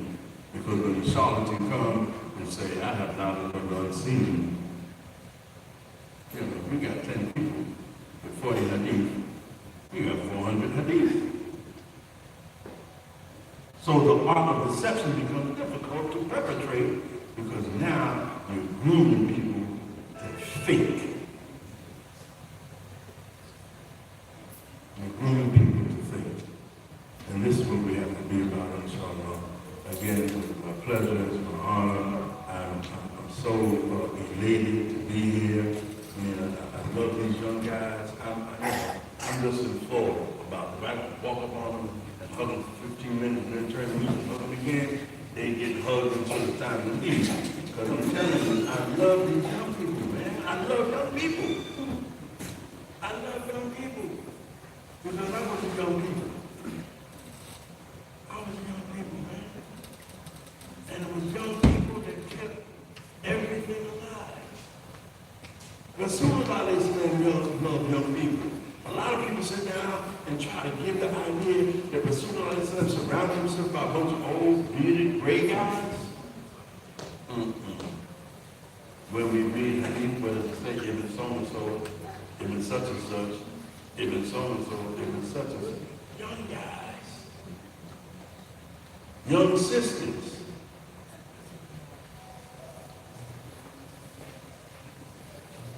So it's about utilizing your youth, taking full advantage of your youth, and dive yourself into the Quran and Sunnah, and don't look back.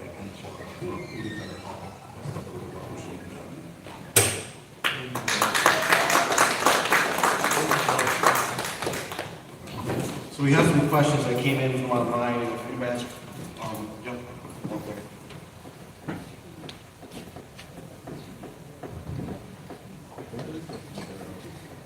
We have pizza here in case anybody's hungry. The children, of course, they want to come and grab some as well. Feel free. You don't have to sit in your seats as we're doing questions, so you can just walk up. Just don't walk in front of the camera, inshallah. Any of the women want to have questions, come on over here. And on the other side, I'm going to take questions also on my phone. And the first question we have is to Halima. And the question is that with attended the school that are on the Dar Islam movement, and now you work in the school that serves the Ummah, that is actually hosting the event for people who have left the cult of TMOA. Tell us how this feeling, how this coming of full circle makes you feel. That's loaded. Gosh, that's a lot. It really, it makes, first of all, I'm not in this alone, right? I'm just being utilized. It's not like I went out and said, okay, you know what? We have a hall now. I have access to a hall now. Let me go in. I'm just being utilized. I am part of the puzzle that's being put together. I have no, I'm just here. I'm just, Allah used me. That's it. That's it. So, alhamdulillah, thinking now, again, I keep talking about the qadr. It is what it is. It does have a little tingly feeling like, oh my goodness, you know, what I learned when I was 12 and 13, you know, I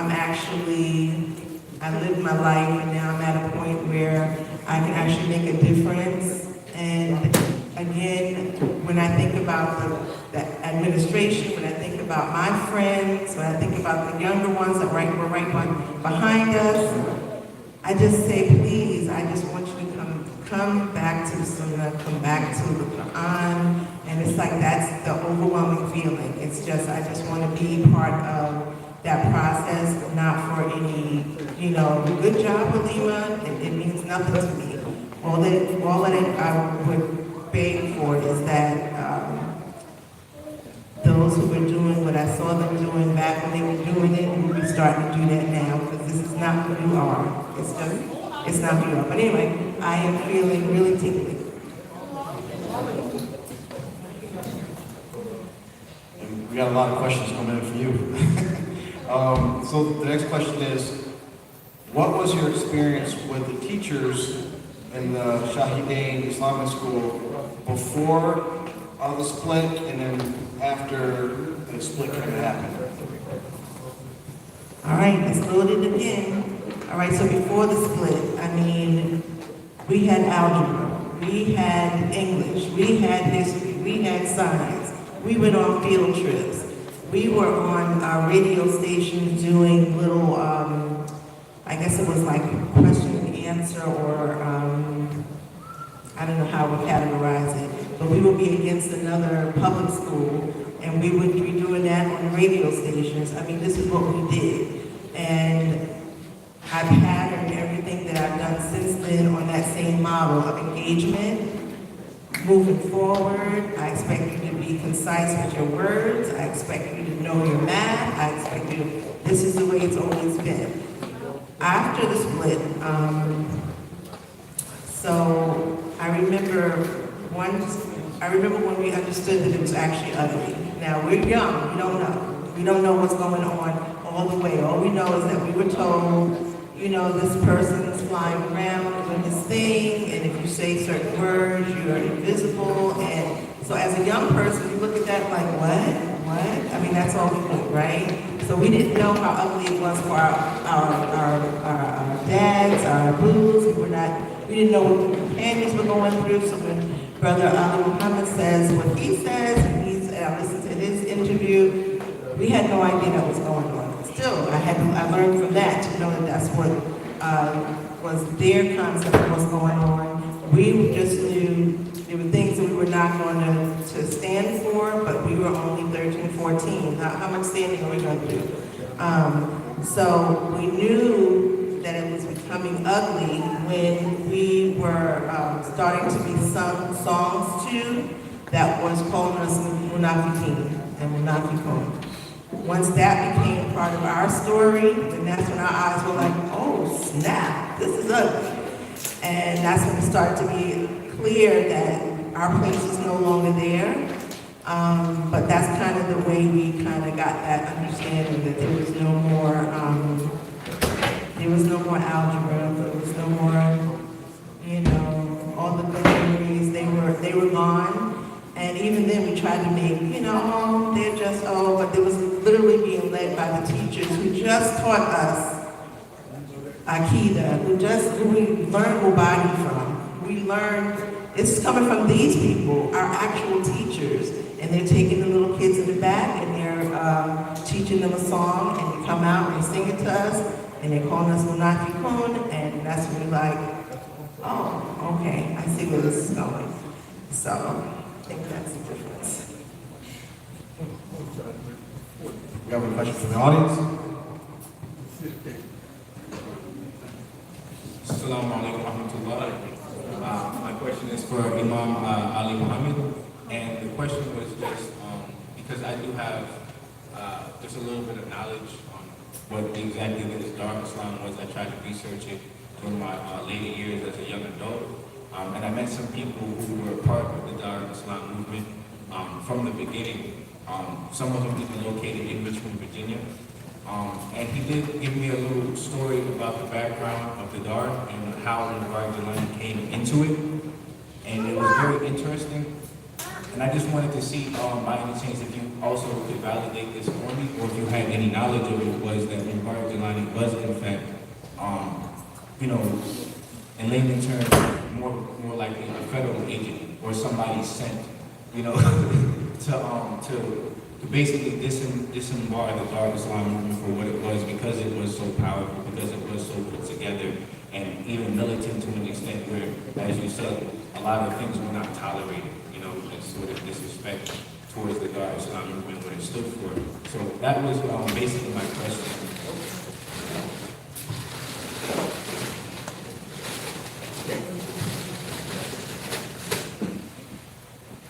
Well, to understand that, I think I have to preface it by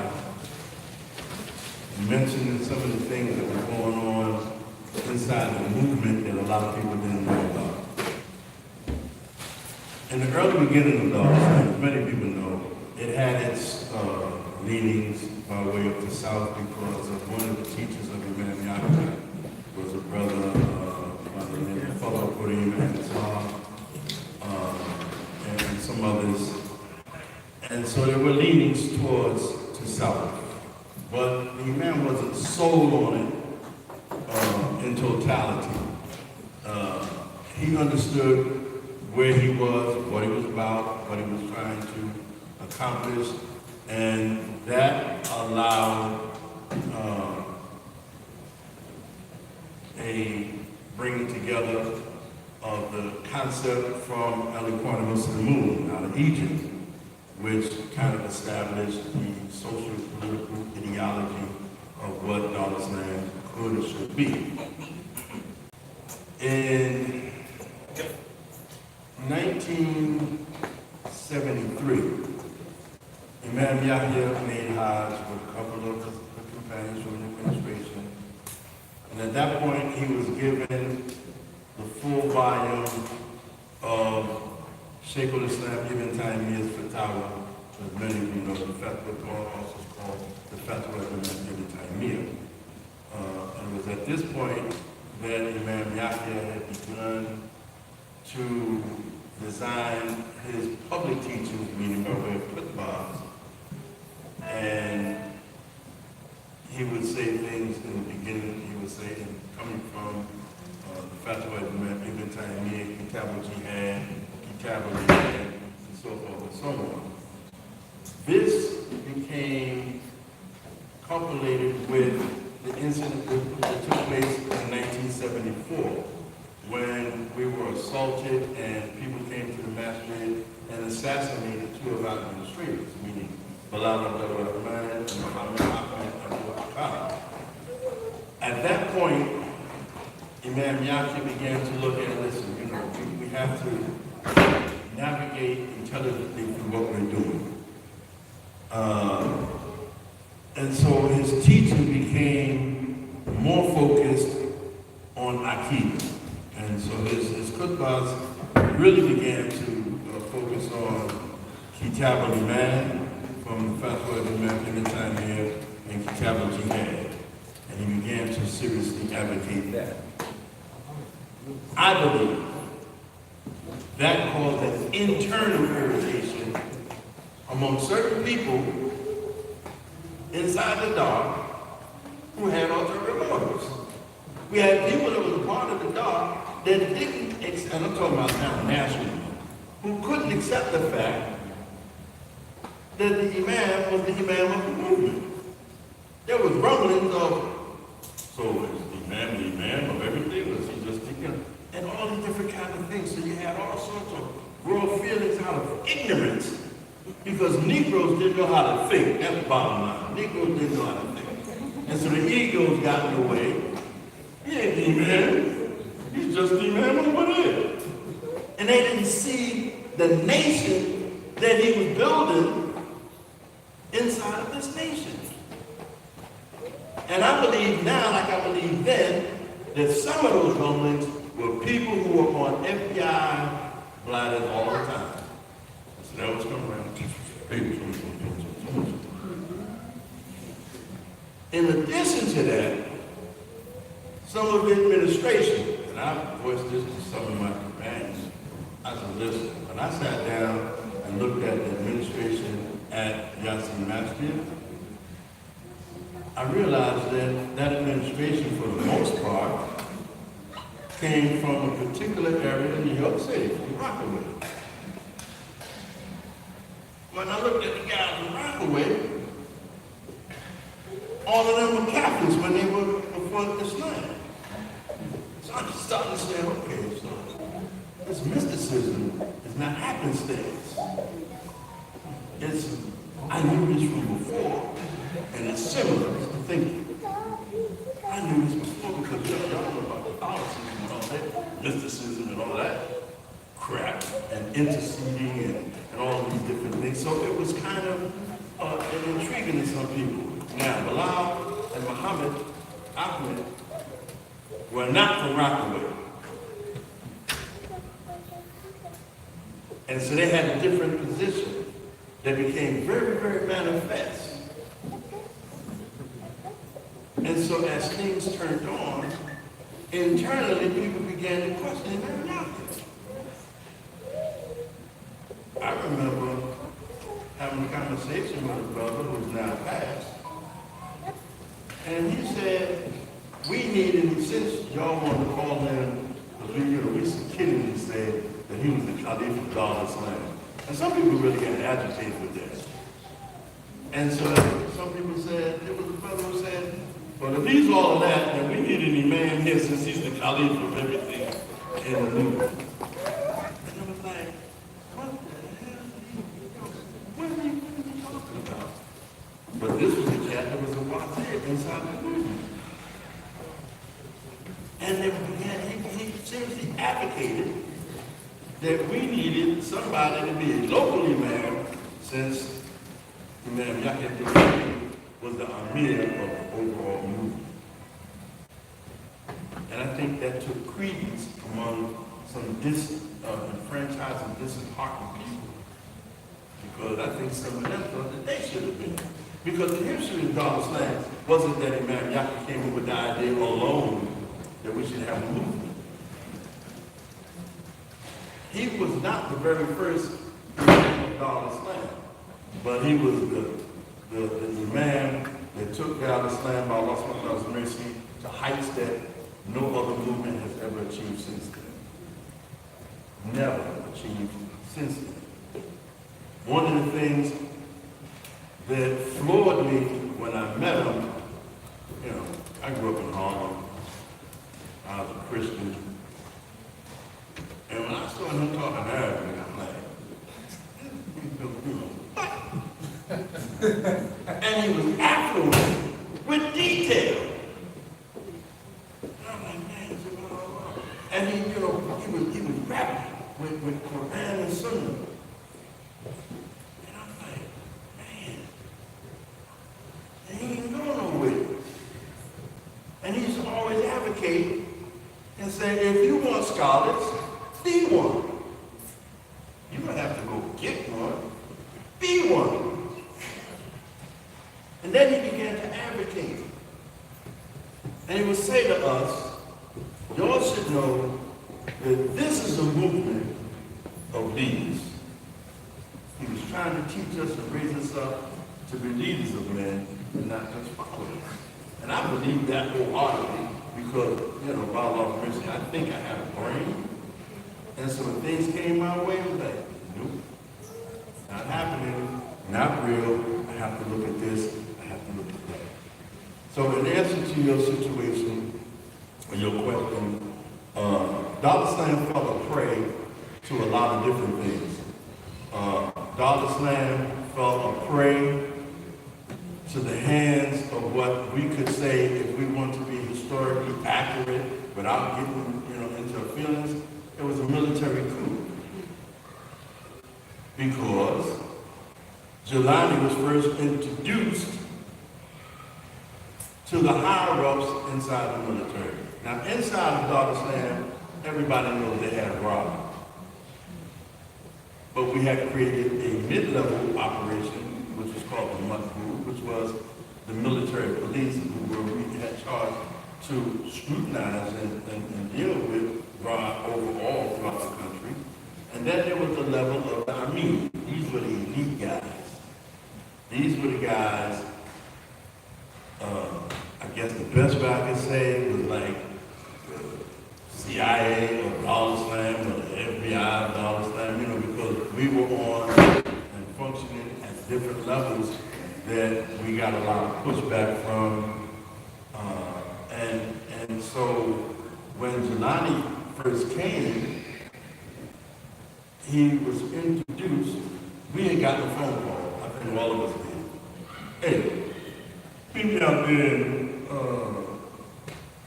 Jersey City, New Jersey.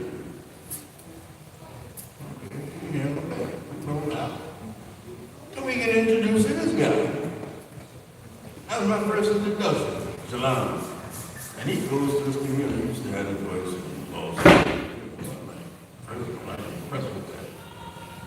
Okay. And so that was the first introduction.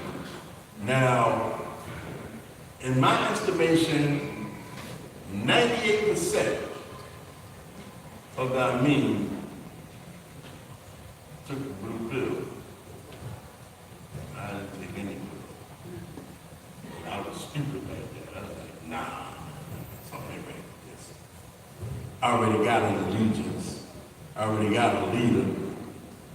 And I've had experience with other international people who had the adab that was necessary for them to have in terms of respect for who you were.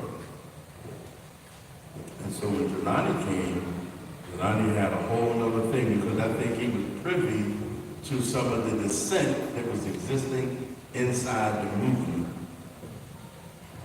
And then I'll sum it up by saying, to show you how dirty and nasty that was, some of those people who had that dissent and made those moves were themselves discarded by Jelani's group later on when they died. That's a manifestation of hypocrisy. And so it was just that it was a military coup from top to bottom. But that was the first ones that went lockstep. It went from the Amin, and took it from the Amin, it went right down to Rod. And then it had a dual activity. It went through Rod, and it went because the military was in control of what was known as Dagger Investigating Services. It was a security company that a brother owned, that he basically gave to the brothers. And it employed everybody on Rod. So now the cake has the batter that has been put together and shoved in the oven.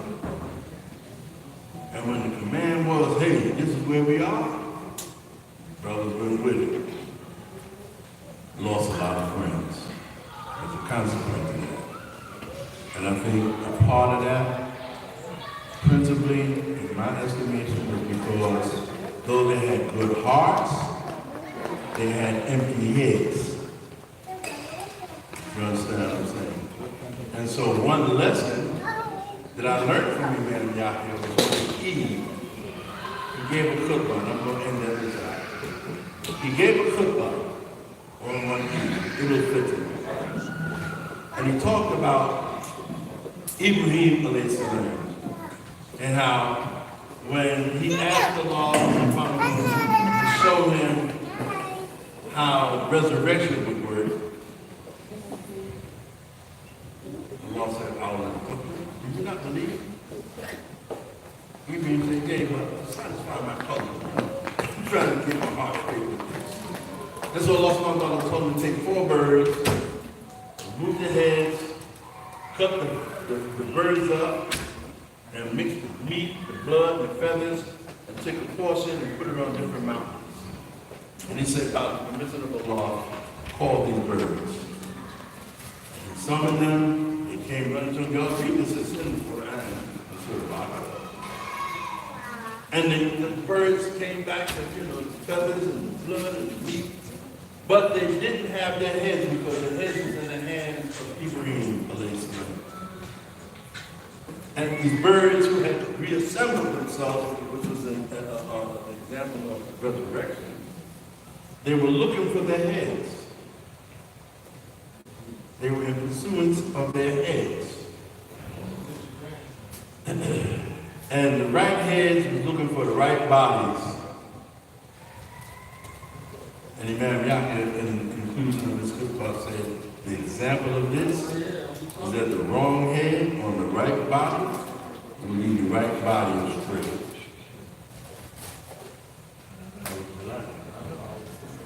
He severed the body from the heads, and he did a bunch of stuff, and he held them in his hand. And a lot of good people went on and went with it, and the wrong head on the right body led that right body. And as a result, God's plan was for about a week. So it wasn't an accident. Jelani came, he was escorted in. Was he an agent? I will go to my grave and I will stand on the Qiyamah and say, yes. But I don't think he was just a federal agent. I think he was an international agent. Okay, I think he was an agent of the highest level because they couldn't figure out how to get to Dar es Salaam. Everybody they tried to get in, they couldn't get in. And so what they did was send somebody. And Allah tells us this in the Quran, and Rasulullah said, hey, Shaitan know how to dress up. What do we learn from the Sunnah about Shaitan, who had an encounter with Abu Hurairah? And he went to Abu Hurairah and said, listen, if you give me that subject, I'll teach you something from the Quran. He said, really? Okay. And he told him, I have to curse him. After he ripped the subject.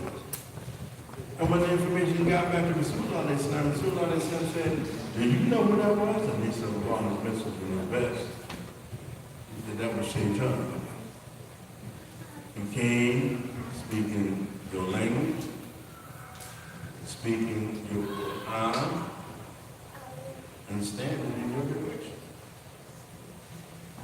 So don't think that your enemies are not going to come if you have a blue uniform and they will come with an army. That only happens in basketball. When he comes, he's going to come whatever color your uniform is. That's what he's going to put on. As the proper way said, in front of you, in the back of you, to the left. And then Rasulullah didn't ask him who he said, he'll speak your language. He'll be of your stock.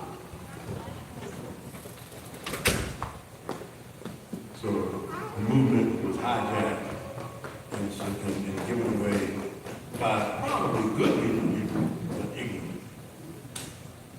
They had good hearts, but I think a lot of them had empty heads when it came to that, because a lot of them were not thinking independently for themselves. And if you remember from our history, that was one of the things that happened when you survived, emphasized more than anything else. I've always said, you have to learn how to think for yourself, listen for yourself, and hear for yourself. So when you go to a conclusion, you would have a conclusion for yourself. People weren't doing that. People were not doing it. And so there were people who came in our midst who didn't come to lead our struggle, but to contain our struggle. And that's what they did. I'm sorry. All right, this is going to be our last question. We have to take an intermission and get ready to eat because the food's coming.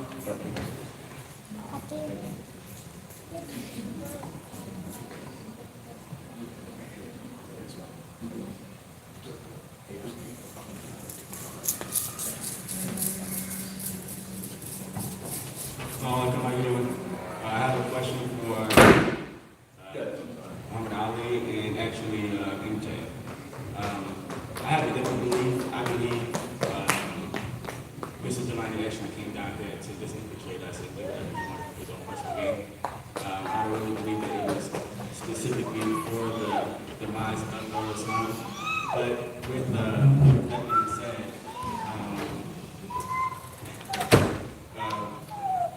Mr. Jelani, he had a movement for about 40 years, I believe.